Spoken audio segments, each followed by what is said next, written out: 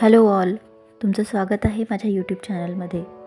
तर आज आपण ऐकतो आहे सहेला रे या कथेचा 5वा भाग.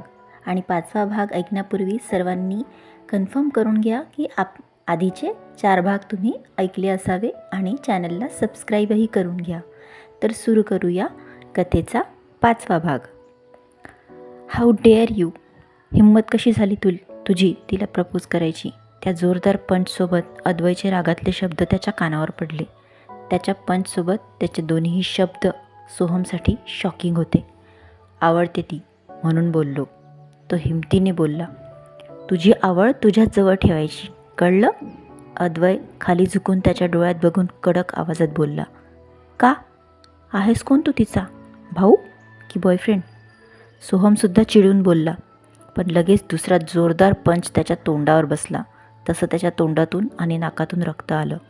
मी जो कोणी असेल, तुला त्याच्याशी मतलब? आपल्या हद्दीत राहायचं. आणि अभ्यासाव्यतिरिक्त एक शब्दही तिच्याशी बोललास तर याद राख, तुला बोलण्याच्या लायकीचं ठेवणार नाही. त्याची हनुवटी पकडून चेहरा स्वतःकडे वळवत अद्वै म्हणाला. सोहमने ओठ तिरके करून घेतले पण काही उत्तर दिलं नाही. आणि हो, तिला यातलं काहीच कळता कामा नाही. यातला शब्द जरी तिच्यापर्यंत पोचला ना, तर समजून घे तू वर पोचला. पहिली चुकी आहे म्हणून प्रेमाने सांगतोय. अद्वै सिंग राठोडसोबत लढायची हिंमत करू नकोस, खूप महागात पडेल.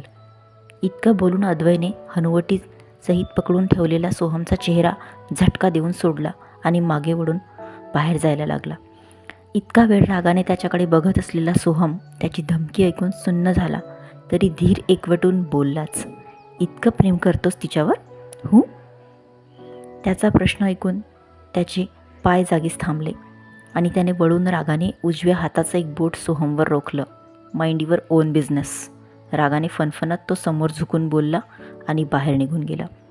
तो जाताच मास्क घातलेला एक मुलगा आत आला आणि सोहमचे बांधलेले हात सोडले. त्याला मोकळं करून तसाच अद्वैच्या मागे निघून गेला. सोहम खुर्चीवरून उठला आणि स्वतःचे कपडे व अवतार नीट करून बाहेर पडला आणि तोंड लपून गपचूप त्याच्या हॉस्टेल रूममध्ये शिरला. दुसऱ्या दिवशी 2 लेक्चर संपवून आदू ऋतूसोबत क्लासच्या बाहेर पडली, तर अद्वै बाहेर थांबला होता. त्याला वर्गाच्या बाहेर असं थांबलेलं बघून मुली आपसात कुजबुजत तिथून जात होत्या. आदिश्री आणि ऋतुजाने त्याला तिथे बघून एकमेकींकडे बघितलं आणि त्याला स्माईल दिली. स्माईल देऊन दोघी वॉशरूमकडे जायला निघाल्या. हे आदिश्री, त्याने मागून आवाज दिला. तशी आश्चर्यचकित होत ती मागे वळली. ती मागे वळताच त्याने मानेने तिला इकडे ये म्हणून खुणावलं. तिला तर आश्चर्याचा सुखद धक्काच बसला. अद्वै आपल्यासाठी इथे थांबून होता हा विचार करूनच तिच्या पोटात फुलपाखरं नाचायला लागली. ती त्याच्याजवळ आली आणि प्रश्नार्थक नजरेने त्याच्या बोलण्याची वाट बघू लागली. जरा बोलायचं होतं. लेक्चर नाही आहे ना? तो आधीच तिचा टाईम टेबल चेक करून आला होता, तरी मुद्दाम त्याने विचारलं. त्यावर तिने नाही म्हणून मान हलवली. गुड, मग येतेस ॲनाटॉमी लॅबमध्ये? तिथे निवांत बोलता येतं ना? काय? तो आजूबाजूला कुणी नाही हे बघून बोलला. त्यावर तिला नाचुकी काय असंच झालं, पण तिने ते चेहऱ्यावरून दाखवलं नाही आणि स्वतःचा आनंद मनातच लपून ठेवत नॉर्मल चेहरा ठेवून होकारार्थी मान हलवली. Okay then, let's go. मी पुढे जातो, तू ये लगेच, म्हणून अद्वै लगेच तिथून जायला लागला. अद्वै सर, तुम्ही जा पुढे, मी आलेच 5 मिनिटात. ती 4-5 पावलाच्या अंतरावर उभी राहून म्हणाली. आवाज जरा मोठा होता म्हणून जाणीवपूर्वक ती सर म्हणाली. तसं त्याने मागे वळून भुवया जवळ आणून प्रश्नार्थक नजरेने तिला डोळ्यांनीच आता काय म्हणून विचारलं. आलेच जरा फ्रेश होऊन. ओके, त्याला ऐकू जाईल एवढ्याच आवाजात ती म्हणाली. आय एम वेटिंग, कम सून, म्हणून तो निघून गेला.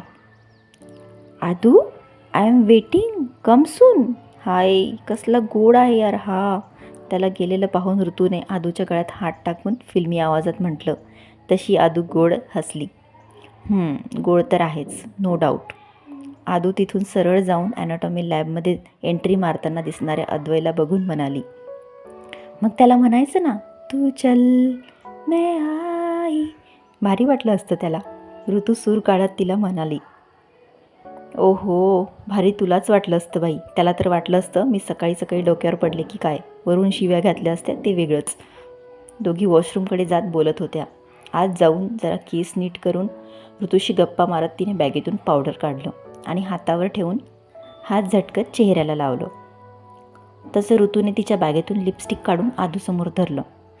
हे घे, लाव जरासं, आणखी छान दिसशील, तेवढंच जास्त इम्प्रेशन पडेल तुझ्या अद्वैवर, ऋतू बोलली.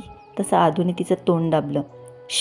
वेडपट, गप्प बस ना, ती बघ त्याच्याच क्लासची मुलगी आहे बाजूला, जाऊन भोभाटा करेल ना बाहेर. आदू बाजूच्या सुषमाला बघून म्हणाली, जी बाजूच्या आरशात बघून केस नीट करत होती. या दोघींची कुजबूज ऐकून ती आरशातून आदूकडे बघत गालात हसत होती. ती आदेश्रीला ओळखत होती, कारण तीसुद्धा तिच्याच हॉस्टेलला राहत होती. शिवाय घरची तशी गरीबच होती, त्यामुळे स्वभावानेही तिच्या बाकी क्लासमेट्सपेक्षा जरा छान होती. आदू आणि ऋतू दोघींनी तिला रिटर्नमध्ये स्माईल दिली आणि लगेच तिथून बाहेर पडल्या. बरं मग आदू, तू जा बाई आता तुझ्या आवडत्या ठिकाणी. मी जाते माझ्या आवडत्या ठिकाणी. काय? ऋतुजा तिला गळ्यात हात टाकत म्हणाली. आवडत्या ठिकाणी? आवडतं ठिकाण कोणतं गं? Anatomy lab. तुझं आवडतं ठिकाण आणि माझं आवडतं ठिकाण लायब्ररी. ऋतू हसत म्हणाली. तशी आदूसुद्धा गोड हसली आणि मग दोघी आपापल्या रस्त्याने जायला लागल्या.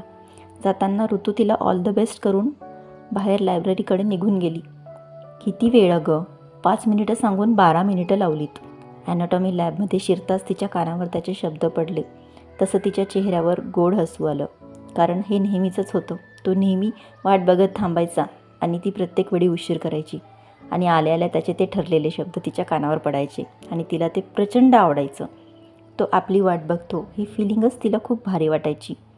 सॉरी ना, पाऊट करत ती म्हणाली. मग आज कोण भेटलं रस्त्यात? आय होप नुरवी भेटली नसावी. त्याचं बोलणं ऐकून पुन्हा तिच्या चेहऱ्यावर एक स्माईल. मग सुषमा, पण ती काही बोलली नाही, स्माईल तेवढी दिली. हो का? बरं. नेहमीप्रमाणे तो लॅबमधल्या एका रॅकजवळ उभा होता. थोडा सिरियस होता नेहमीपेक्षा. ती त्याच्यासमोर जाऊन उभी राहिली. आज दोघांनीही लॅब कोट घातलेले. त्याची उंची जवळजवळ 6 फूट, तर ती 5.5 फूट, जेमतेम त्याच्या खांद्याहून थोडी जास्त. बरं सांग आता, कशासाठी बोलवलंस? काही महत्त्वाचं बोलायचं होतं का? तिला तशी खात्री तर नव्हती, पण एक इवलीशी आशा की तो प्रपोज तर करणार नाही ना, आणि केलं तर आई शपथ, मी तर वेडीच होईल. ओ माय गॉड, विचार करून तिला शहारे आले. श्वासांची गती नकळत वाढली, पण त्याचं पुढचं वाक्य ऐकून सगळ्या आशा तिच्या धोडीला मिळाल्या. श्वास नॉर्मल झाला. तो सोहम बोलली नाहीस त्याने प्रपोज केलं ते? तिच्या चेहऱ्यावरचे भाव वाचण्याचा प्रयत्न करत तो म्हणाला.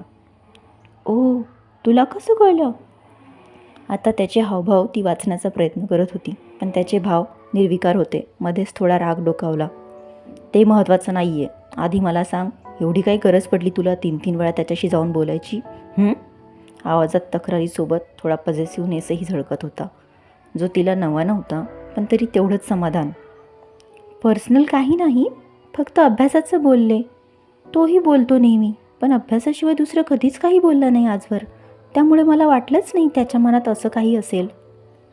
अभ्यासाचं असो की पर्सनल, पण गरज काय आहे? तुला बोललो होतो ना, काहीही अडचण असली तर मला येऊन विचार, मी आहे ना. मग त्याला नोट्स मागायची काय गरज होती? आवाजात त्याच्याही नकळत पॉझिटिव्हनेस होता. त्याचा आवाज वाढला आणि तिचे डोळे विस्फारले. तुला कसं माहिती मी त्याच्याकडून नोट्स घेतली? जरा संशयाने बघत ती म्हणाली. ते मी असंच गेस केलं. पण तू मला एक सांग, तू माझ्याकडे विचारायला का आली नाहीस? लगेचच त्याने स्वतःची बाजू सावरत विषय बदलला. अद्वय, अरे त्या दिवशीची ती एम्बॅरेसमेंट, त्यानंतर तुझ्यासमोर यायची हिंमतच होत नव्हती. तुला फेस करायला खूप भीती वाटत होती, म्हणून मग. पण मला एक सांग, तुला काय एवढा फरक पडतो माझ्या त्याच्यासोबत बोलल्याने? शेवटी तिने डोळे बारीक करून जरा संशयित नजरेने बघत विचारलं. फरक पडतो ना, म्हणजे ते जर तू अभ्यास सोडून त्याच्याकडे लक्ष दिलंस तर मोठी डॉक्टर कशी होशील, जे तुझं पहिलं एम आहे, हो की नाही? नाराजीत खालचा ओठ बाहेर काढत ती म्हणाली. नुसतं अभ्यासाविषयी बोलतो आगाऊ. तिच्या मनात विचार येऊन गेला. बरं, मग यापुढे मला सांगशील ना अभ्यासात काही प्रॉब्लेम आला तर?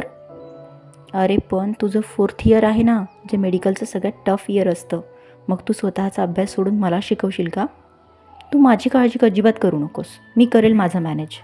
तू सांग, तुला कुठला सब्जेक्ट हार्ड वाटतो? मायक्रोबायोलॉजी, ती काही विचार करत म्हणाली.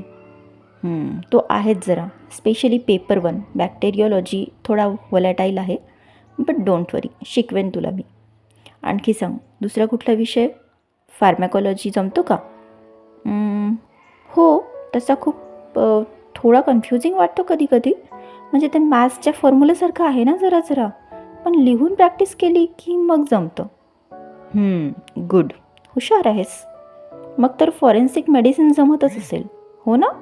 तो विश्वासाने बोलला. तशी ती हसली. हो रे, ॲक्च्युली फॉरेन्सिक मेडिसिन मला सगळ्यात जास्त इंटरेस्टिंग वाटतो. एकदम easy. Wow, that's like a good girl. मग आत्ता तुला मायक्रोबायोलॉजी शिकवावं लागेल, हो ना? पहिलं अर्धवट राहिलेलं वाक्य ऐकून क्षणभर तिचे हार्टबीट वाढले. तू शिकवशील? तिचा उत्साहातला प्रश्न. हो मग, त्या सोहमकडे जाऊन शिकायचं आहे का? डोळे बारीक करत त्याने विचारलं. नाही. उद्या क्लासनंतर इथेच ये, शिकवतो तुला, आणि नोट्स पण घेऊन येतो, ओके? येस. तिचा आनंद गगनात मावेनासा झाला. गुड, जा मग आता, पण एक लक्षात ठेव. काय? Stay away from that Soham. I am there for you. हे ऐकून तर नाचावंच वाटलं तिला, पण स्वतःला सावरत ती त्याला बाय करून लॅब बाहेर पडली. पण बाहेर कुणी नाही हे बघताच त्याने स्वतःभोवती एक गिरकी तिने घेतली. ओ येस. ओ आदू, एकाच अद्वैसाठी कितींदा नव्याने वेळी होणार आहेस तू? तिचा स्वतःलाच प्रश्न. आणि तो काहीतरी विचार करत गालात हसत आपल्याच विश्वात हरवलेला.